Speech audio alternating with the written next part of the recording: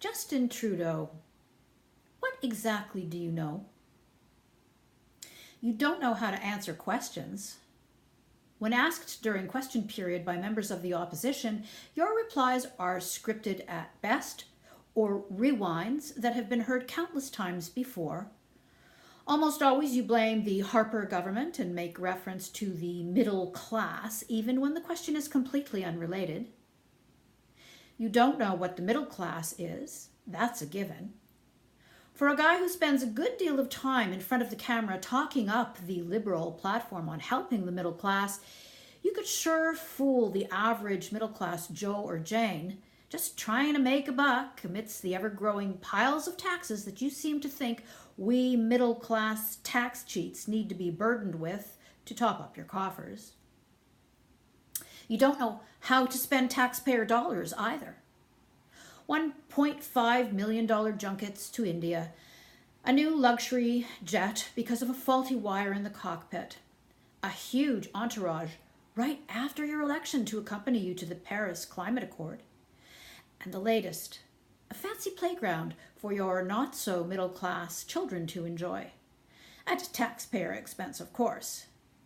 And these examples are to name but a few of some of your more egregious, generous personal helpings to our hard-earned dollars.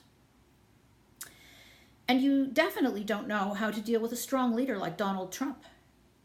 No matter how hard you try to sit like President Trump, you will always default to your little girl pose, which pretty much sums up your weak and submissive character.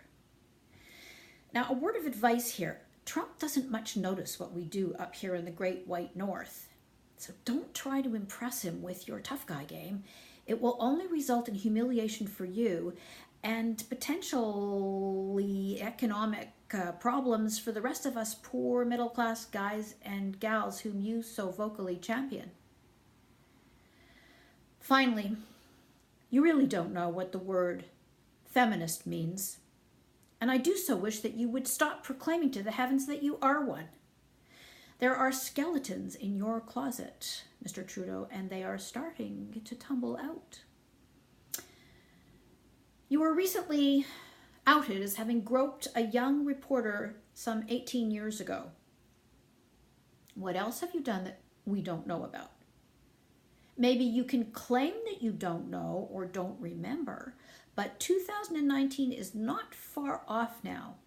And one really big thing you don't know is whether or not you can fool enough people a second time around.